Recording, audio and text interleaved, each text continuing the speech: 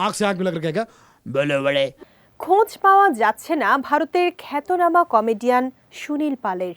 ২৪ ঘন্টা পার হয়ে গেলেও তার কোনো খোঁজ মেলেনি। জনপ্রিয় কৌতুক শিল্পীকে ফোনেও পাওয়া যাচ্ছে না। ইতোমধ্যে পুলিশের দ্বারস্থ হয়েছেন কৌতুক শিল্পীর স্ত্রী সরিতা পাল।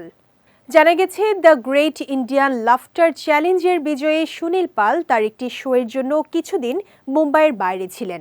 তিনি ৩ ডিসেম্বর বাড়ি ফিরবেন বলেও জানিয়েছিলেন, কিন্তু বাড়ি তো ফেরেননি, সঙ্গে ফোনও বন্ধ ছিল। তার স্ত্রী একাধিকবার ফোন করলেও সুনীলের সঙ্গে যোগাযোগ করতে পারেননি। মুম্বাইয়ে সান্তা ক্রুজ থানায় নিখোঁজের বিষয়টি অবহিত করেছেন সরিতা। বিষয়টি জানার পর অভিনেতার খোঁজে তদন্তে নেমেছে মুম্বাই পুলিশ। পরিবারের সব সদস্যদের সঙ্গে যোগাযোগ করে তথ্য সংগ্রহের চেষ্টাও চলছে। কোথায় শো ছিল এবং আয়োজক কারা, সবই জানার চেষ্টা চালাচ্ছে আইন শৃঙ্খলা বাহিনী। তবে এখন পর্যন্ত তার কোনো খোঁজ মেলেনি।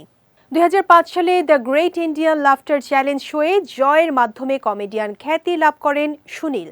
স্ট্যান্ড আপ কমেডি ছাড়াও হাম তুম, ফির হেরা ফেরি এর মতো বলিউডের কয়েকটি জনপ্রিয় সিনেমায় ছোট ছোট চরিত্রে অভিনয় করেছেন তিনি।